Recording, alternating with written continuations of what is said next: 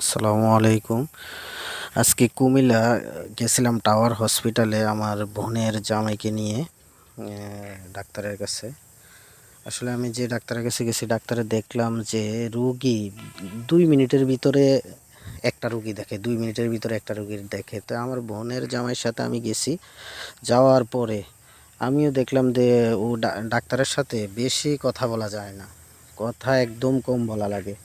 কারণ একটা রুগী যদি রুগীর সব কিছু বিস্তারিত না খুলে বলতে পারে তাহলে ও ডাক্তারে কি বুঝে আমি জানি না।